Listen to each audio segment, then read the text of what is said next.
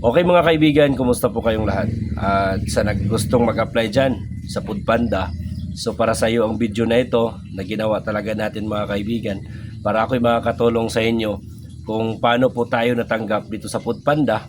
So sa kaalaman nyo mga kaibigan ngayon, hindi na po ako talaga active bilang isang Foodpanda rider, pero tumutulong pa din tayo sa mga gustong mag-apply dito sa Foodpanda gamit yung ano natin, itong referral link natin mga kaibigan. Dito sa Foodpanda mayroon tayong referral link. So mas maganda itong mas magandang record, may magandang record mga kaibigan para po mas madaling matanggap itong nire-refer natin bilang isang Foodpanda rider mga kaibigan. So ang tanong dito, paano ba mag-apply dito sa Foodpanda? So natural mga kaibigan, kung mag-apply ka bilang isang Foodpanda, so click mo talaga yung link kung saan ka mag-submit ng iyong mga application. So sa video na ito mga kaibigan, sa comment section, ilagay ko yung link natin at saka i-click mo doon at saka doon mo i-submit ang lahat ng mga requirements na hiningi sa iyo ni Foodpanda. But take note mga kaibigan, huwag kang mag-apply kung hindi mo pa kumpleto ang mga requirements dahil masasayang yung application mo at hindi ka na makakapasok muli dito sa Foodpanda dahil meron kang pending application. So ito yung payo ko sa inyo mga kaibigan, tapusin nyo yung video na ito para alam nyo kung paano mag-apply bilang isang Foodpanda at hindi po masabit itong inyong application bilang isang Foodpanda rider. So dito sa Foodpanda mga kaibigan, kailangan 18 years old pataas po yung edad mo. So 18 years old po yung limit ng edad mga kaibigan pataas. At saka mayroon kang cellphone na OS 11.2 or Android 5.0. So or for short mga kaibigan, mayroon kang Android phone. So Android phone yung kailangan ito sa Foodpanda dahil dito po papasok yung mga booking. Meron po tayong app sa Foodpanda mga kaibigan, Foodpanda Rider. So papasok po dyan yung mga booking at kailangan bago at saka updated at saka yung tinatawag latest yung cellphone natin mga kaibigan. So prepare the required documents. So ito po yung mga required documents mga kaibigan na i-prepare natin. So merong dalawang option dito mga kaibigan na pwede nating applyan. Kung ikaw ay walang motor at saka hindi mo alam, hindi ka marunong magmotor, pwede ka pa rin mag-Foodpanda mga kaibigan gamit mo lang ay isang bike. So sa motor naman, ito yung requirements mga kaibigan na kung motor yung gagamitin mo sa pag-deliver ng pagkain, so kailangan meron kang professional driver license. Professional driver license mga kaibigan, non-pro. Ang non-pro hindi po talaga ma-accept.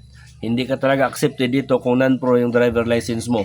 So wala nang magtanong, baka mayroon na namang mag-comment mga kaibigan, non-pro po sir, pwede ba? So dito mga kaibigan sa Foodpanda, non-pro ay hindi po pwede. So kailangan meron kang OR and CR at saka updated registration yung motor mo mga kaibigan. At isang tips na din para sa inyo na dapat sana yung motor mo ay nakapangalan talaga sa iyo bilang ikaw din yung applicant dito sa Foodpanda.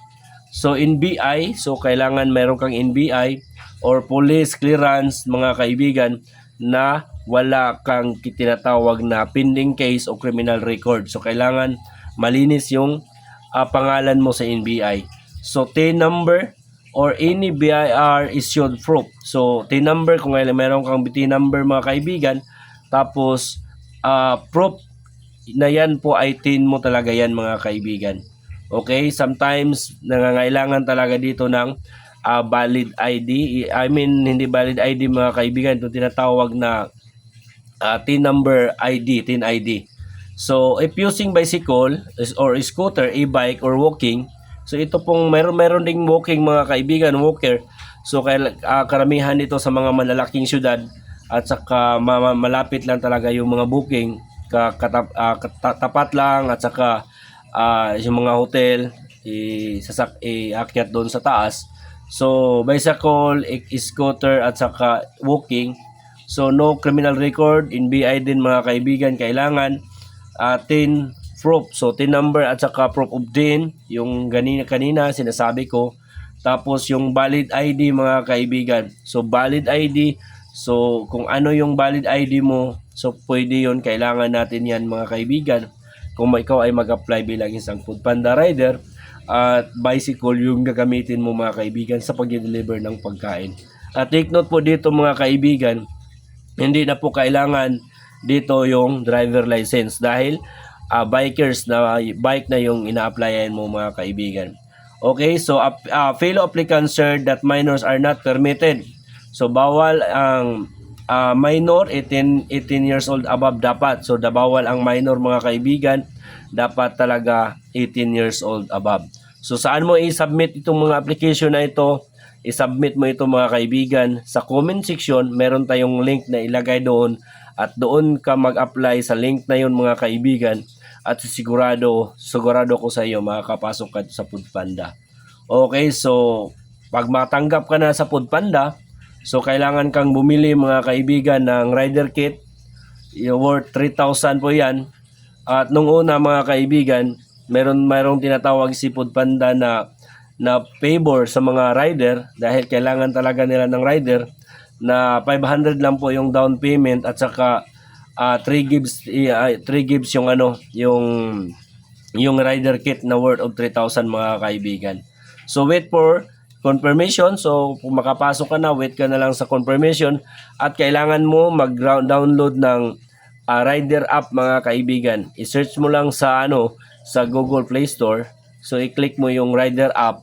Tapos kulay red yun, Foodpanda nakalagay mga kaibigan. I-download mo at mag-reply sa iyo si Foodpanda. Meron siyang ibibigay na account na mayroong number at saka password at saka i-login mo doon mga kaibigan. Once na makaka-login ka na, yun na yung account mo at makaka-start ka na ng pagdi-deliver ng pagkain mga kaibigan. So maraming salamat sa panonood sa video na ito and I hope na makakapasok kayo sa Foodpanda mga kaibigan and more power. Dito sa Foodpanda maganda po dito mga kaibigan, kaso nga lang hindi na tayo naging active dahil mayroon na tayong ibang ginagawa, nagpa-farm po tayo at saka medyo busy talaga tayo dito sa bahay natin. At ngayon mga kaibigan, maganda dito sa Foodpanda dahil hindi na tayo maglabas pa ng pera mula sa ating bulsa dahil binabayaran na ni Foodpanda yung pagkain na kinukuha natin sa vendor. So for example, pag yan po ay bogus na order, fake booking, so pwede na lang natin na i-cancel yung pagkain at ibalik natin doon sa vendor. Picturean lang natin mga kaibigan. At meron naman talagang proseso doon, papalo ka na lang sa application mo. Mas madali kasi mag-follow doon sa application mga kaibigan. Dahil nakapa-friendly talaga itong apps ng Foodpanda Rider. So maraming salamat, more power mga kaibigan at bigyan nyo po ako ng isang subscribe dyan, link at saka comment mga kaibigan para po tulong na din sa YouTube channel natin. Maraming salamat. Don't forget to subscribe mga kaibigan. More power, ride safe po kayong lahat.